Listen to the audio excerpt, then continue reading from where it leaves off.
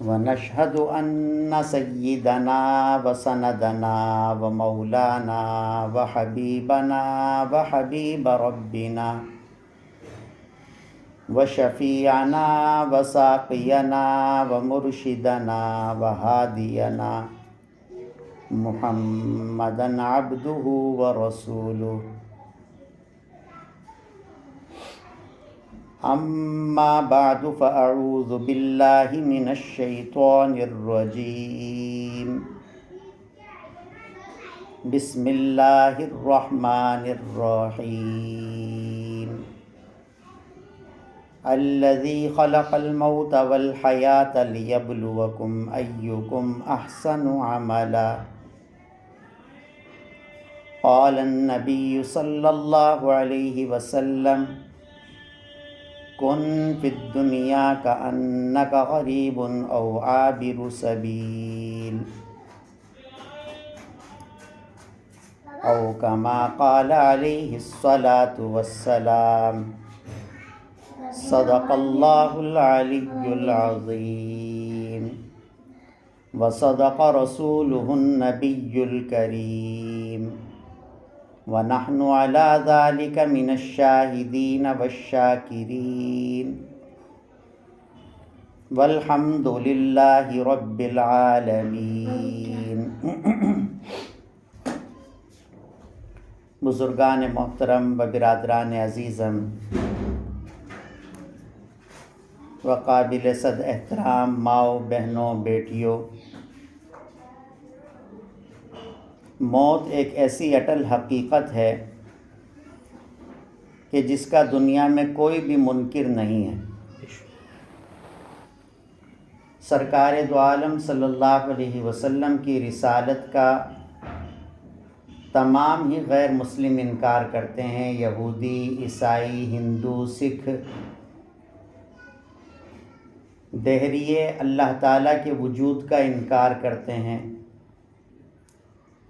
مشرکین مکہ مرنے کے بعد کے حساب کتاب کا، دوبارہ زندہ ہونے کا انکار کرتے تھے، لیکن سب کے سب اس بات کے معترف تھے کہ موت بہرحال حقیقت ہے، موت آئے گی۔ اس کا کوئی بھی انکار نہیں کرتا تھا،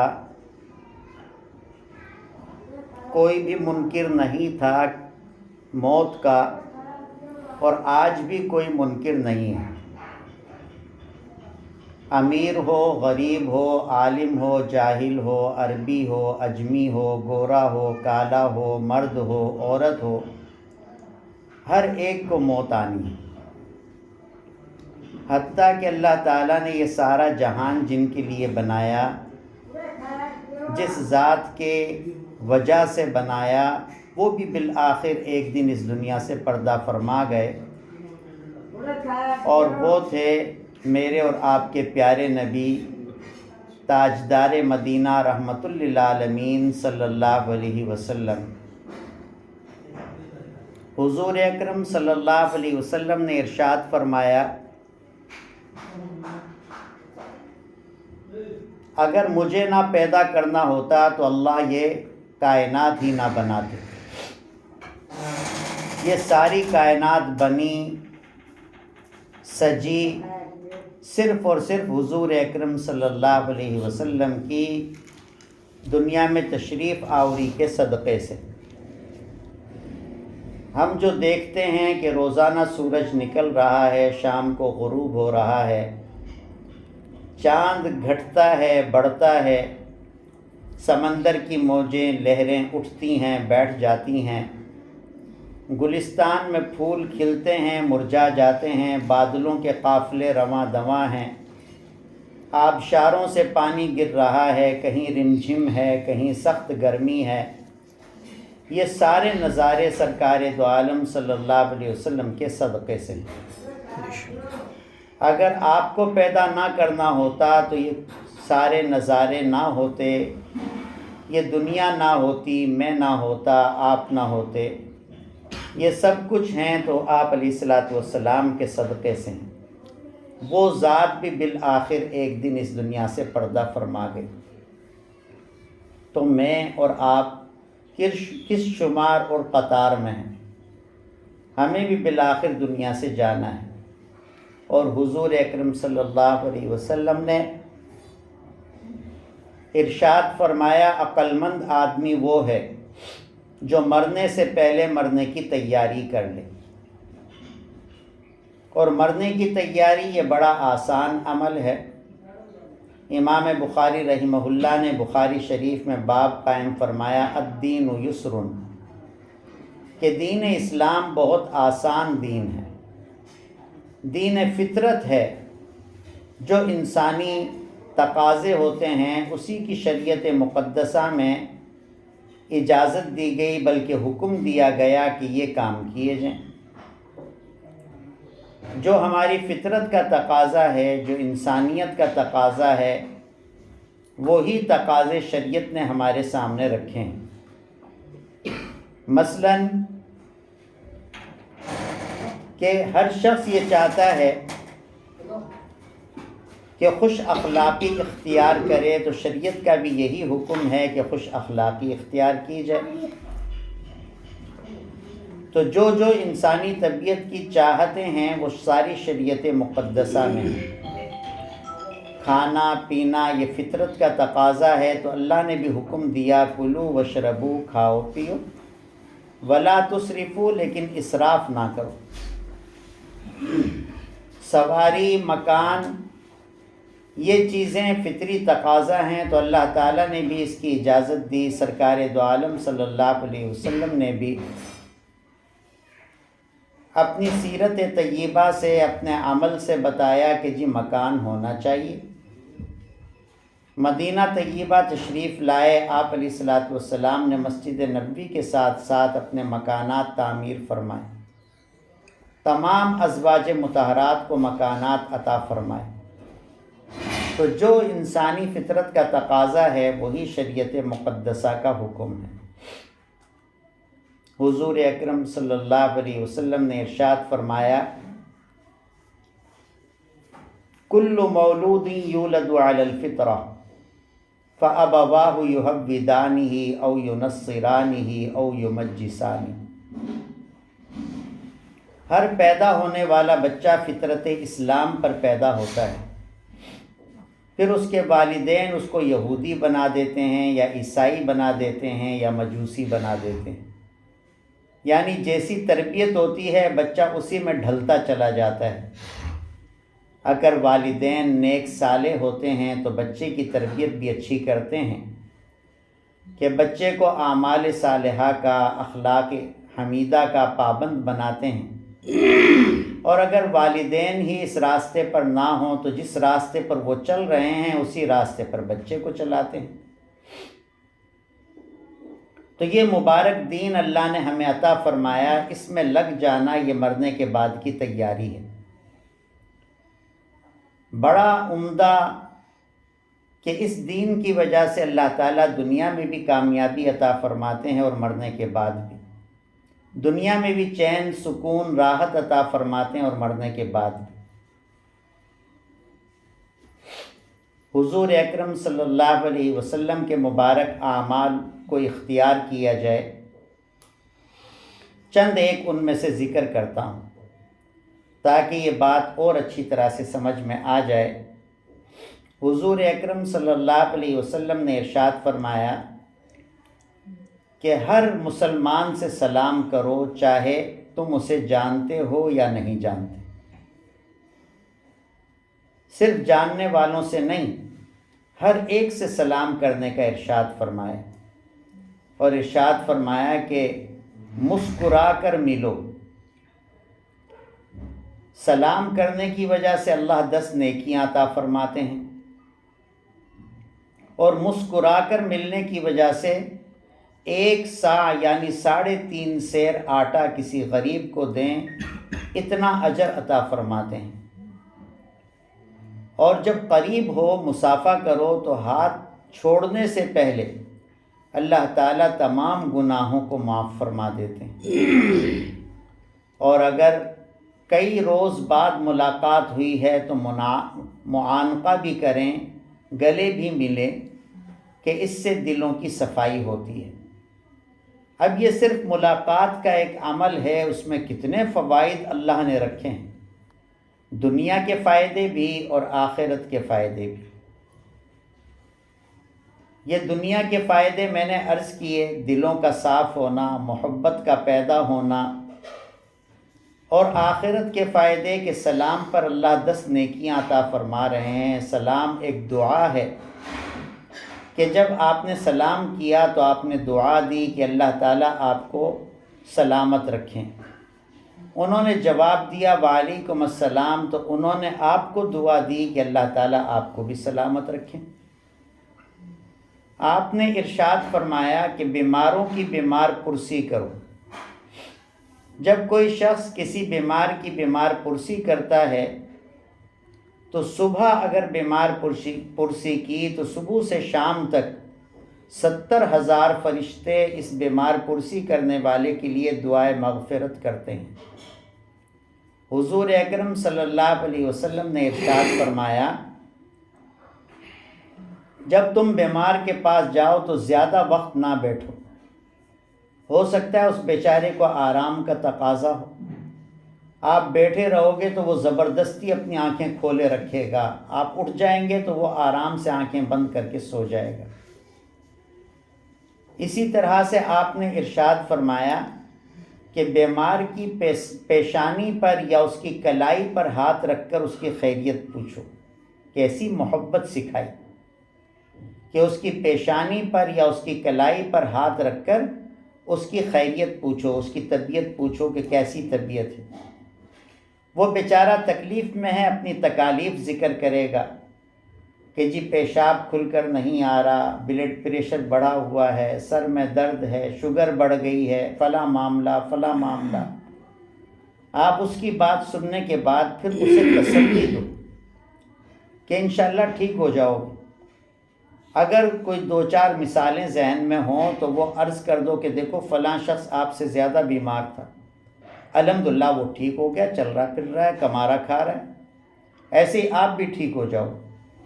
سرکار دو عالم صلی اللہ علیہ وسلم نے ارشاد فرمایا تمہارے کہنے سے وہ ٹھیک نہیں ہوگا، وہ تو اللہ نے اگر مقدر میں شفا لکھی ہے تو شفا ملے گی، لیکن تمہارے کہنے کی وجہ سے اس کا دل خوش ہو جائے گا، اور مومن کا دل خوش کرنا بھی عبادت ہے۔ سبحان اللہ، کتنا پیارا دین اللہ نے ہمیں عطا فرمایا۔ ارشاد فرمایا جب کسی گھر میں انتقال ہو جائے تو پڑوسیوں پر لازم ہے کہ اس گھر والوں کے، ان کے مہمانوں کے کھانے پینے کا خیال رکھیں۔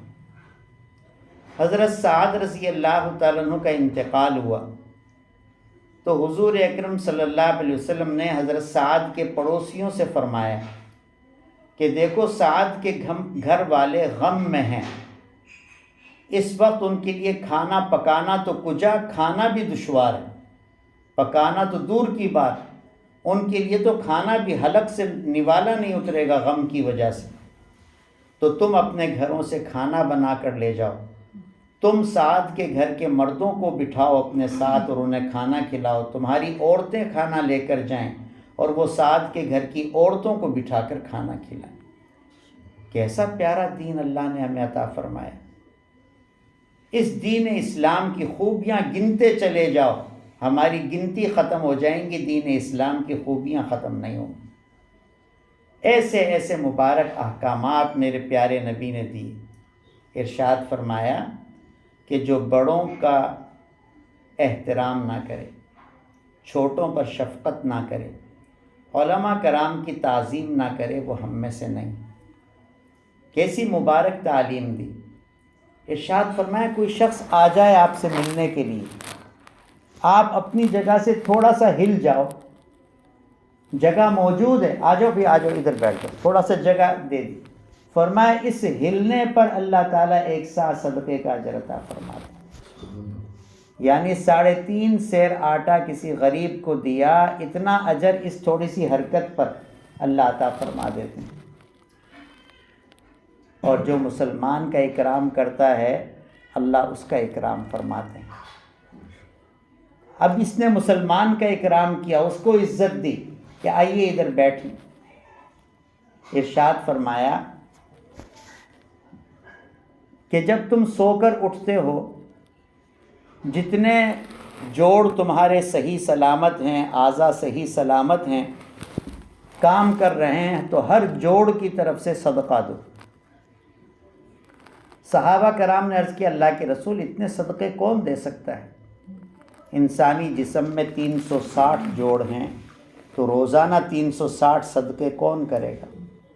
تو آپ نے فرمایا کہ صرف مال خرچ کرنا صدقہ نہیں، بلکہ سبحان اللہ کہا یہ بھی صدقہ ہے، الحمدللہ کہا یہ بھی صدقہ ہے، اللہ اکبر کہا یہ بھی صدقہ ہے، کسی بھٹکے ہوئے شخص کو راستہ دکھا دیا یہ بھی صدقہ ہے، کسی کمزور آدمی کا وزنی سامان اٹھا کر اس کی منزل تک پہنچا دیا یہ بھی صدقہ ہے، کسی بھوکے کو کھانا کھلایا یہ بھی صدقہ ہے، کسی ناتواں کمزور بوڑھے شخص کو سواری پر سوار کرا دیا، تھوڑا سا سہارا دے کر اس کو سواری پر بٹھا دیا یہ بھی صدقہ ہے، اور ارشاد فرمایا بیوی کے منہ میں لقمہ دیا یہ بھی صدقہ ہے۔ کیسا محبت کا درس دیا ہے حضور اکرم صلی اللہ علیہ وسلم نے۔ یہ دین اسلام، یہ مرنے کے بعد کی تیاری ہے۔ چنانچہ ان اچھے اخلاق، اچھے اعمال کو اختیار کیا جائے۔ بھائی منیر کے والد کا انتقال ہوا، تو اس لیے تعزیتی 2-4 باتیں عرض کر کے پھر انشاءاللہ دعا کر لیں گے۔ سب سے پہلی چیز یہ ہے کہ جب کسی رشتہ دار کا، دوست کا، تعلق والے کا، پڑوسی کا انتقال ہو تو صبر کیا جائے، واویلا نہ کیا جائے۔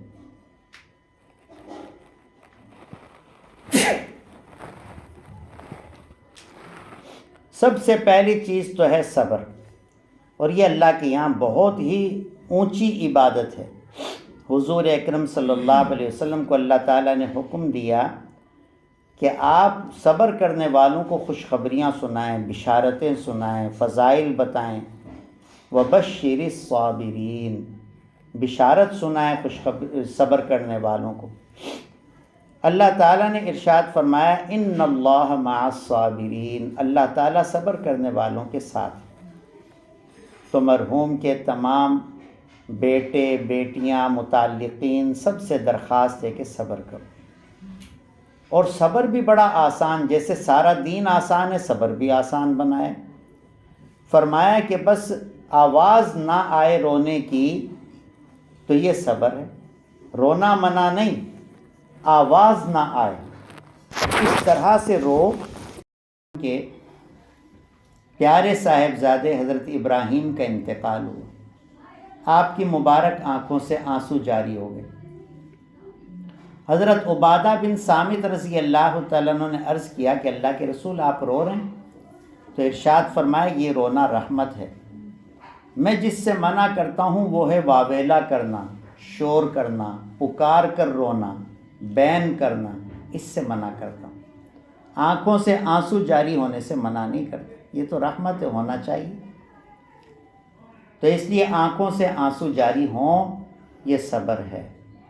ہاں واویلا کیا تو یہ بے صبری، تو واویلا نہ ہو۔ دوسری چیز، اچھا اس کی فضیلت کیا ارشاد فرمائی؟ ایک تو میں نے آیت آپ کے سامنے پڑھی ان اللہ مع الصابرین، آیت کا دوسرا ارشاد فرمایا حضور اکرم صلی اللہ علیہ وسلم نے جو صدمے کی ابتدا میں صبر کرتا ہے، پھر اس کے بعد جب بھی وہ غم اسے یاد آئے اور اس وقت وہ کہے انا للہ و انا الیہ راجعون، تو اللہ ایسا ہی اجر عطا فرماتے ہیں جیسے پہلے دن صبر کرنے پر اللہ نے عطا فرمایا۔ دوسری چیز ہے سوگ۔ سوگ کہتے ہیں ترک زینت، ترک خوشی، کہ جس گھر میں میت ہوئی اس گھر کے افراد 72 گھنٹے تک، 3 دن تک کوئی خوشی کی تقریب نہ منائیں۔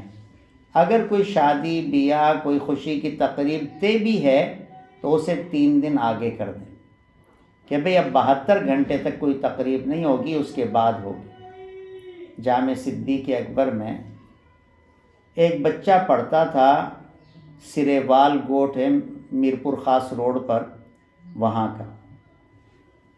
اس کے والد پولیس میں تھے۔ اس بچے کا صبح قرآن کریم پورا ہونا ہے، والد بڑے خوش تھے، گھر والے سارے خوش تھے، اگلے دن بڑی دعوت کا انتظام اہتمام کر رکھا تھا۔ اللہ کی قدرت، رات کو انتقال ہو گیا والد کا۔ وہ خوشی نہیں دیکھ سکا، تو انہوں نے ذکر کیا جی ساری تیاری ہے۔ میں نے کہا بھائی 3 دن آگے کرو، بلا شبہ آپ کی تیاری ہے، لیکن یہ شریعت کا حکم ہے کہ جس گھر میں انتقال ہو تو پھر 3 دن تک کوئی خوشی کی تقریب اس گھر میں نہ ہو۔ اب یہ بڑی خوشی کا موقع تھا، لیکن اللہ کے یہاں ان کا وقت متعین تھا، وہ چلے گئے، تب اس کو آگے کرو۔ یہ تو جامع صدیق اکبر کا واقعہ۔ پچھلے سال کی بات ہے، شاہ نواز گوٹھ ہے راجپوتوں کا، ٹنڈو آدم روڈ پر، وہاں ہوتے ہیں مولوی جنید صاحب۔ انہوں نے مجھے فون کیا کہ جی ہمارے مدرسے میں ایک بچے کا حفظ مکمل ہو رہا ہے، اس کے والد کی چاہت ہے، خواہش ہے آپ آ جائیں، آخری سبق بھی سنیں، بیان بھی کریں۔ میں چلا گیا۔ اب جہاں جاتے ہیں بچے نئے کپڑے پہن کر آتے ہیں، ان کے دوست ہار وغیرہ لے آتے ہیں، جب وہ آخری سبق سناتا ہے اسے ہار ہور پہناتے ہیں۔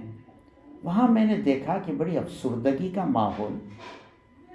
سمجھ تو میں رہا تھا، لیکن یہ کہ کچھ کہہ نہیں سکتا تھا جب تک وضاحت نہ ہو۔ اتنی دیر میں مولوی جنید آ گئے۔ انہوں نے کہا جی وہ والد کماتے تھے کراچی میں اس لڑکے کے، وہاں سے انہوں نے مجھے پیسے بھی بھیجے کہ بھئی چاول، ایک دیگ چاول کی بنانا، اس کا سامان خرید لو۔ سامان خرید لیا، باورچی سے بات کر لی، سارے معاملات ہو گئے، اور کل مغرب کے وقت اس کا انتقال ہو گیا۔ اللہ اکبر۔ پھر ادھر میں نے بچے کا سبق سنا، اور سبق سن کے جا کے اس کے والد کا جنازہ پڑھایا، اور بس افسردہ ہی دلوں کے ساتھ ملک مل ملا کر واپس آ گیا۔ ورنہ یہ موقع ہوتا ہے کہ بچے بڑے خوش ہوتے ہیں، گھر والے خوش ہوتے ہیں۔ وہ بیچارہ کراچی میں فیکٹری میں مزدور تھا، وہاں سے پیسے بھیجے کہ مجھے چھٹی نہیں مل رہی، 1 دن کی مل رہی ہے، تو میں کام سے فارغ ہو کر رات کو کسی وقت پہنچ جاؤں گا، آپ انتظام کر لیں۔ قاری صاحب نے بیچارے نے انتظام بھی کر لیا، لیکن وہاں سے پھر مغرب پر اطلاع آئی کہ جی اس کو تو اٹیک ہوا اور انتقال ہوا۔ تو ایسا کوئی معاملہ ہو جائے تو اس میں یہ ہے کہ 3 دن آگے کر دو اس واقعے۔ تو اس کو کہتے ہیں سوگ۔ تیسری چیز ہے تعزیت۔ تعزیت کا کوئی وقت متعین نہیں ہے شریعت میں۔ سوگ کا وقت متعین ہے 3 دن۔ تمام رشتہ داروں کا سوگ 3 دن سوائے بیوی کے۔ بیوی کا سوگ 4 مہینے 10 دن۔ اور تعزیت کہتے ہیں تسلی دینے کو۔ عربی کا لفظ ہے تعزیت، اس کا معنی تسلی دینا۔ اس کا کوئی وقت متعین نہیں۔ اس میں حکم یہ ہے کہ جب تک تعزیت کرنے والے آتے رہیں ان کے ساتھ بیٹھ کر تعزیت وصول کرتے رہو۔ جب دیکھو کہ اب آنے بند ہو گئے یا کم ہو گئے تو پھر اپنے کام کاج میں لگ جاؤ۔ اور اگر کوئی تعزیت کرنے کے لیے آپ اٹھ گئے، سندھی میں کہتے ہیں ٹڈا اٹھا دینا، انہوں نے اپنی چٹائی فرش اٹھا دیا اور کام کاج میں لگ گئے، اس وقت کوئی آیا، بھائی مجھے اطلاع ملی منیر کہ آپ کے والد محترم کا انتقال ہو گیا، ان کے اسکول ہی پہنچ گیا، تو منیر پر لازم ہے کہ تعزیت وصول کریں، ان کے ساتھ بیٹھ جائیں، وہ جو بھی دعا کریں اس پر آمین کہیں۔ تو اس طرح سے تعزیت کا حکم یہ ہے کہ یہ 6 مہینے بھی جاری رہ سکتی ہے۔ کسی کو اطلاع نہیں ہوئی، 6 مہینے بعد اطلاع ہوئی، وہ اس وقت منیر کے پاس آئیں تو اس وقت بھی تعزیت وصول کریں۔ اللہ نے ایسا دین عطا فرمایا۔ حضرت شیخ الحدیث مولانا زکریا صاحب رحمۃ اللہ علیہ نے فضائل اعمال میں لکھا کہ حضرت مجدد الفسانی رحمۃ اللہ علیہ کے خطوط میں ہے کہ رکوع کی حالت میں انگلیوں کا کھلا رکھنا، سجدے کی حالت میں انگلیوں کا بند رکھنا، یہ بھی بے فائدہ نہیں ہے۔ سوگ کا وقت متعین کر دیا، تعزیت کا وقت متعین نہیں ہے کہ بھئی یہ اطلاع کسی کو دیر سے ہو کسی کو ایک مجبوری ہو گئی ہو تو ان کے لیے گنجائش رکھی گئی مہینے بعد بھی تعزیت کر سکتے ہیں۔ اب تعزیت کیا ہے؟ اس کے دو جز ہیں، دو چیزوں کے مجموعے کو کہتے ہیں تعزیت۔ نمبر ایک، فرمایا کہ پسماندگان کو تسلی دینا۔ سمجھے بھئی؟ بیٹا ہے، بیٹی ہے، خواتین ہیں، وہ مرحوم کی بیٹیوں کو، ان کی گھر کی خواتین کو تسلی دیں۔ مرد ہیں، مرحوم کے بیٹوں کو، ان کے گھر کے مردوں کو تسلی دیں۔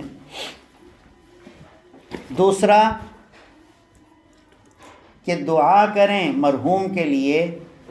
حضور اکرم صلی اللہ علیہ وسلم کو بتایا اللہ کے رسول، عبید ابو عامر رضی اللہ تعالیٰ عنہ کا انتقال ہو گیا۔ سرکار دو عالم صلی اللہ علیہ وسلم نے دونوں ہاتھ اٹھائے اور دعا فرمائی، اللہم اغفر لی عامر ابی، اللہم اغفر لی عبید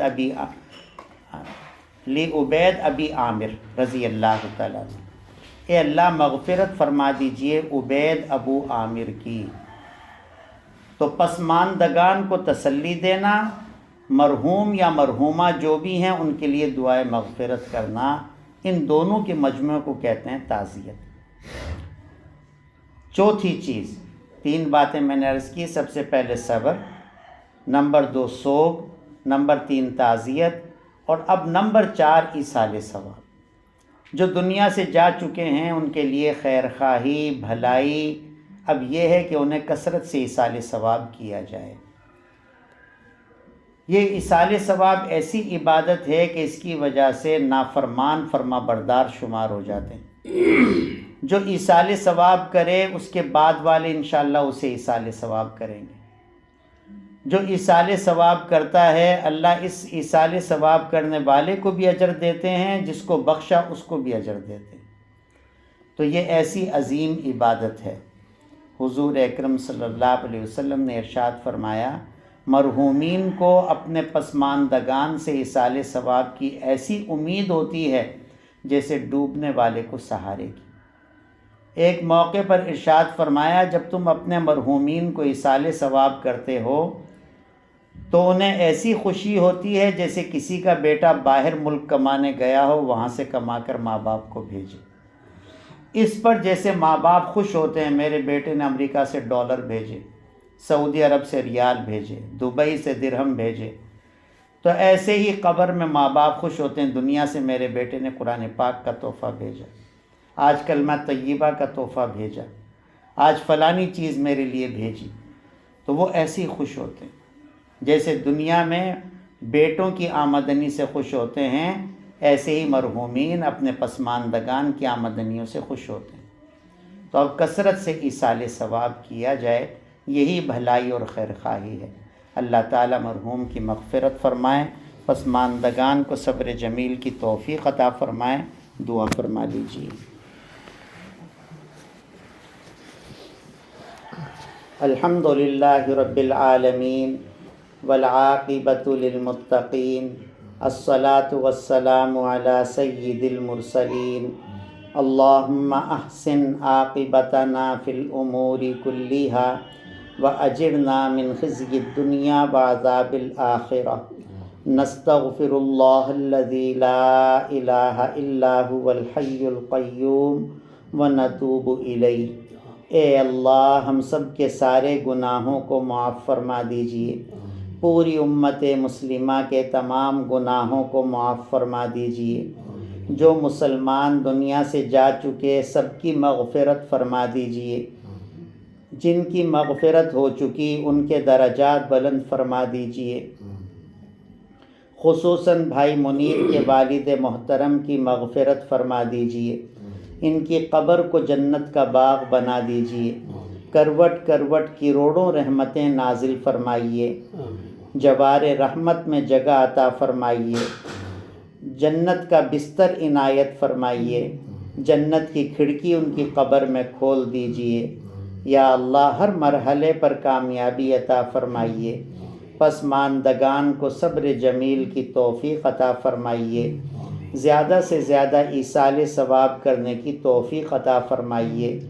اے اللہ بیمار مسلمانوں کو شفائے کامل عاجل مستمر عطا فرمائیے، پریشان حال مسلمانوں کی پریشانیوں کو دور فرما دیجیے، جو مقروض ہیں آسانی سے قرضوں کی ادائیگی کروا دیجیے، جو روزگار میں تنگ ہیں انہیں بابرکت حلال وسیع روزی عطا فرمائیے، جو بے اولاد ہیں انہیں نیک صالح اولاد عطا فرمائیے، جن کی اولاد نافرمان ہے ان بچوں کو ہدایت عطا فرمائیے، ماں باپ کا مطیع اور فرما بردار بنا دیجیے، جو اپنے بیٹوں یا بیٹیوں کے رشتے کے سلسلے میں فکر مند ہیں انہیں اچھے رشتے مہیا فرما دیجیے۔ اے اللہ، امت مسلمہ میں جتنی بچیاں بیٹھی ہیں سب کے اچھے جوڑ ملا کر ان کے نکاح کروا کر انہیں آباد فرما دیجیے۔ اے اللہ، ساری دنیا میں اسلام کو غلبہ عطا فرمائیے، ساری دنیا میں ہدایت کو عام فرما دیجیے، ذریعے کے طور پر ہمیں استعمال فرما لیجیے۔ صلی اللہ تعالی علی خیر خلقہ محمد و آلہ و اصحابہ اجمعین برحمتک یا ارحم الراحمین۔ آمین۔ خیال الدین، کیا حال ہے؟ خیریت ہے؟ ماشاء اللہ ماشاء اللہ۔ آپ یہ چاچا ہماری شوگر فری ہے تینوں کی، آپ کی آ رہی ہے۔ ظہیر، کیا حال ہے؟